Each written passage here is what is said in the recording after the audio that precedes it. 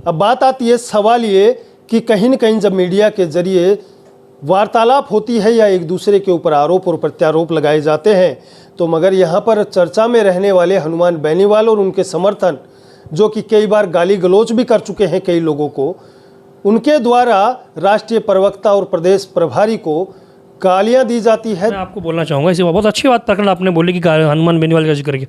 अभी ऐसा ही भर्ती प्रकरण जो वो आपने देखा भी, लेकिन उसी दौरान आपने देखा होगा एक राष्ट्रीय कोई चैनल है जिस चैनल के ऊपर फ़ोनों से उन्होंने हनुमान बेनीवाल जी को और कृषि मंत्री राजस्थान सरकार किरोड़ीलाल मीणा जी को भी जोड़ा।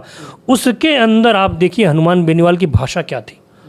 उस भाषा से आप अंदाज़ा लगाइए कि जिस पार्टी का नेता, जो एक सांसद है, जो अपनी पार्टी को रिप्रेजेंट कर रहा है, उस व्यक्ति की, जो संवैधानिक पद पर बैठा हुआ, अगर उस व्यक्ति की भाषा इतनी निम्न स्तर पे जा सकती है, तो आप कल्पना करिए उसके समर्थकों की भाषा क्या होगी, उनके क्रियाकलाप क्या होंगे।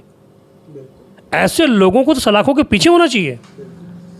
एक चीज़ और पूछना चाहूँगा, एसआई भर्ती को लेकर तमाम लोग यहाँ पर पीछे पड़े रहे, बाद में आए हनुमान बेनीवाल, जबकि उससे पहले की मैं बात करूं तो डॉक्टर किरोड़ीलाल मीणा विपक्ष में होते हुए उन्होंने काफ़ी लाठियां खाई है, डंडे खाए हैं और लोगों के लिए आवाज़ उठाई है। तो आप किसको श्रेय देना चाहोगे इसका कि वास्तव में किरोड़ीलाल मीणा की जीत है या हनुमान बेनीवाल? देखिए, मैं इसके अंदर तो सबसे पहले अगर श्रेय देने की बात आएगी तो सबसे पहले मैं उन अभ्यर्थियों को श्रेय दूंगा जो 3-3.5 महीनों से लगातार उस धरना स्थल पे धरनारत थे अपनी मांगों को लेकर। तो सबसे ज़्यादा श्रेय अगर किसी को जाना चाहिए तो उन अभ्यर्थियों को जाना चाहिए, उन छात्रों को जाना चाहिए, क्योंकि उनके कठिन परिश्रम उनकी तपस्या से हुआ है।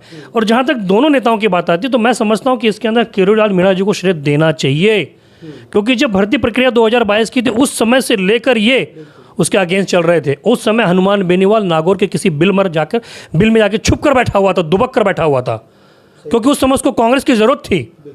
तो आज आके जो अपनी राजनीतिक रोटियां सेक रहा है तो उसको अपने गिरेबान में झांक कर देख लेना चाहिए। इसका श्रेय किसको जाना चाहिए? किरोड़ीलाल मीणा जी को। किरोड़ीलाल मीणा जी, जाहिर सी बात है कि उन्होंने आंदोलन नहीं किया, लेकिन आंदोलन न करने की वजह भी होती है। कभी कभी क्या होता है कि हम सरकार में रहते हैं और हम जानते भी हैं कुछ चीज़ें गलत हो रही है, लेकिन हमको हमारे सुप्रीमो का, हमारे राष्ट्रीय नेतृत्व का आदेश भी मानना पड़ता है। तो कभी कभी हमको साइलेंट भी बैठना पड़ता है, पर इसका मतलब ये नहीं कि हम गलत को गलत कहने की हिम्मत नहीं रखते। तो किरोड़ीलाल मीणा जी ने जो संघर्ष किया, वास्तव में अगर देखा जाए तो इसका पूरा श्रेय अभ्यर्थियों के साथ साथ किरोड़ीलाल मीणा जी को जाना चाहिए। ये बिल्कुल सत्य बात है। तो लगातार बने रहें और देखते रहें, क्योंकि Subhash Bairwa the pink city news के साथ हमेशा एक सच्चाई के साथ आपको खबरें दिखाता है। क्या मुख्यमंत्री भजनलाल शर्मा अपने ही पार्टी के कैबिनेट मंत्री के लेटर पर संज्ञान लेंगे? और क्या सुहेलदेव भारतीय समाज पार्टी के राष्ट्रीय प्रवक्ता और प्रदेश प्रभारी सुभाष चंद्र यादव को सुरक्षा मुहैया हो पाएगी? अगर आने वाले समय में इनके साथ कोई घटनाक्रम होता है तो इन्होंने साफ कह दिया है कि ये भजनलाल सरकार की चूक होगी, जो कि इन्होंने अपने जरिए हमें बताया है। देखते रहे द पिंक सिटी न्यूज़ के साथ सुभाष बैरवा, जयपुर।